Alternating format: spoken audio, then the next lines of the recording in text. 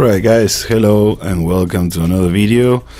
We're going to keep working on that Telecaster. Today I'm going to show you how I fix the push-pull pot on that tone. Potentiometer, I changed the regular one for a push-pull so I can split that DiMarzio I forgot the name now. The DiMarzio, the Twanky is the next one, and the other one is the DiMarzio Chopper T. There you go. So I will tell you a couple of things. I will show you which diagram I use to know how the wiring goes and everything. You can get that from DiMarzio's webpage. So I'm using to replace exactly that pot, the tone one. It's a 250K. The one that the guitar already had was a pretty good one, but I want to have that option without adding an extra switch to switch between the parallel series in this case. So it's going to give you that. The chopper is like a humbucker in a single format, so or close to that. So it's going to give me that single coil sound that now is missing in the guitar, and it's very important, at least to me and the Telecaster, to have the single coil sound on the bridge.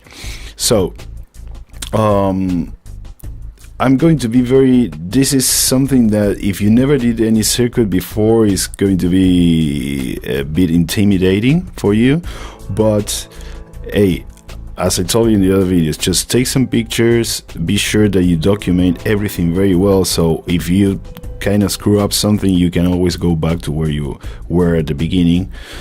Use the proper tools, don't burn your hands, etc, because you need them to play.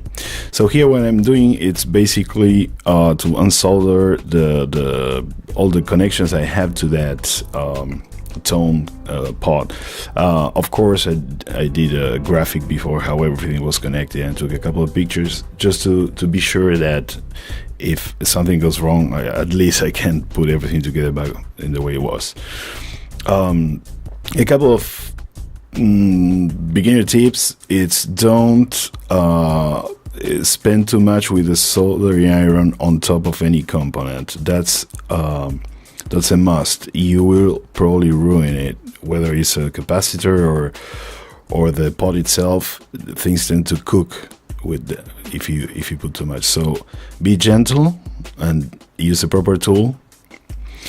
In this case, I'm showing you the diagram that I'm going to use. This is you probably can see very well in detail. You can pause the video, or you can go to the DiMarzio website. I didn't download it, so I got it from my brother, but I know he got it from there. So you can go to the DiMarzio website and get that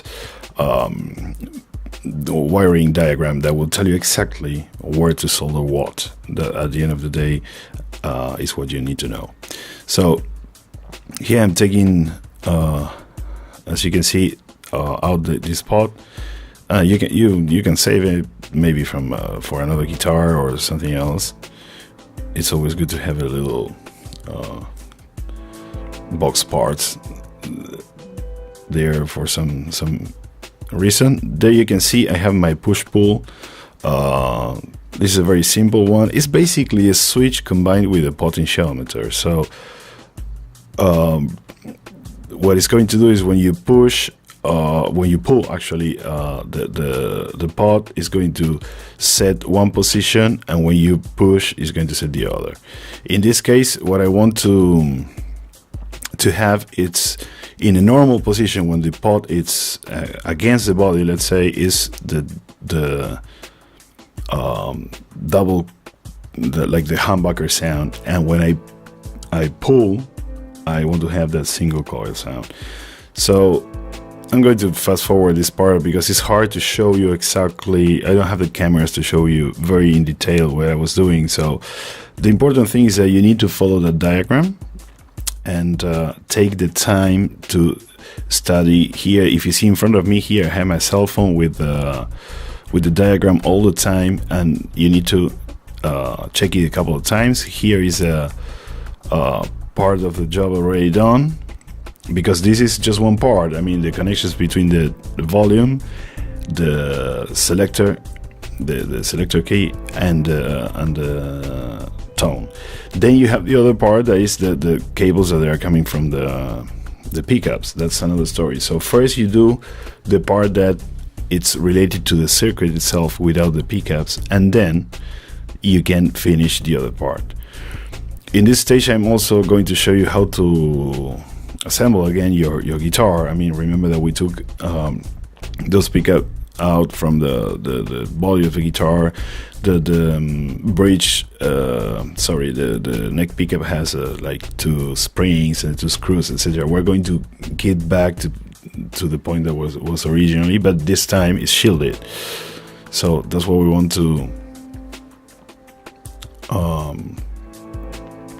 do. Spoiler alert, the guitar, it sounds amazingly now. It's super quiet. I mean, even with high gain, distortion, or whatever, it sounds so quiet. So it's so much better now, and it's really worth to do it. If you're wondering if doing this or not, you go for it. You will really, especially if you have a noisy guitar. If you have a guitar that's already quiet, there's not much point, honestly. But the shielding, man. I mean, I don't know if I'm unlucky or what, but most of my guitars were usually kind of noisy. Let's say a lot of ground noise and whatever. The Strat, I will show you later. You can see the Strat in many of my videos. The Fernandez one, the white one, it was a noise machine, man, and now it's quiet as hell. And same with this one. This one is also beautiful. I got a new Les Paul. I'm going to be also shielding soon. It doesn't have, because humbuckers usually are not as noisy as single coils, but it still has some ground noise. So I will definitely do the same job on the Les Paul too. So I will show that in a future video. So now I'm passing the cables through the routing there. I have to say, guys, very carefully, take your time. If you're doing this in a rush, you're going to regret it. Take your time. You have to like it. Otherwise, don't even waste the time. Go to someone that can do this. I mean, some proper guitar tech, someone that really knows how to do it. But if your case is like mine, that I do enjoy to work on my guitars, you will feel so much better if you do it yourself, because it's rewarding, you know. You work on your acts, you know, and I don't know, then when you're playing, you know what you did, etc. So here I'm kind of redoing the holes for the screws, because when we shield the hole for the pickup, we cover it. So now I need to kind of guess where that was, and redo that hole so the screw can pierce that layer of copper, and we can place the pickups in the right position. Okay, so this is actually it's a fairly delicate stage where you have to pull all your guitar together, so you want to be sure that everything is fine. I'm going to speed up a little bit this part, because basically what I'm doing is kind of routing the whole pickup stuff back to where it was. And then we jump to the point that we are working again with the circuit. Okay, now we have also the bridge pickup in position. I'm screwing everything back together nice and tight. Don't over screw anything. Then you can present your plate, also your pick guard, if everything fits nicely. Don't over screw means don't go over the let's say light tension for the screws, because it's very easy to crack your paint or to crack your pick guard if you over screw those screws, even if it sounds redundant.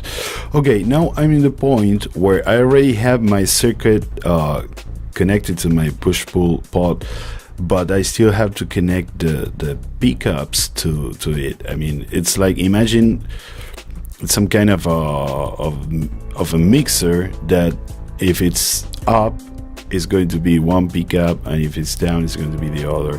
That's basically what it does with every coil, let's say, of this humbucker in a single format. You have two rails, and it's going to activate one or both. It's not exactly like that because it's series or parallel, which is completely different to have one or both. But for you guys that you're just starting with this, it would be easy to understand. One is going to give you like a single coil kind of sound, and the other is going to be like more a humbucker kind of sound. There's many pickups you can do that, even humbuckers that can be split, every coil, etc. There's a wonderful documentation in DiMarzio or Simo Duncan sites explaining you this, so there's no need for me to over-explain. But the important thing is here I want to show you the steps that you will take, or that would you like to take to make it nice and clean, let's say. So it's a good idea to work with some piece of cloth around so you don't damage the finish of your guitar. Here I'm very careful. I'll solder on top of the circuit and not over the body of the guitar, because one drop of solder on the finishing of the guitar is bye-bye. I mean, you will definitely burn your paint, so you don't want that. As you can see, I keep watching as a reference the whole time on my cell phone the diagram, the wiring diagram. That's what you want to check 200 times, because even professionals sometimes make mistakes with the wiring. There's too many wires and too many crazy stuff going on, so you want to be sure that you're on top of it. Another good idea is to use some good quality cables in case that you need to do some extension or something. There's a lot of documentation about this on the web. There's special cables to connect to use for guitar circuits, so use those. Try to buy good quality stuff, guys.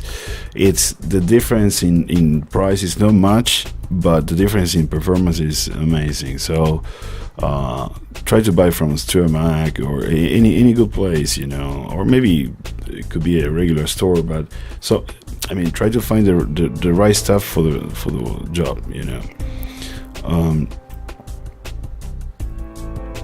It's a very tight place to solder, so if you're not really comfortable soldering yet, you may want to practice in some other piece of metal or something until you know how long it takes for the solder to melt, etc., etc. So here, following the connections,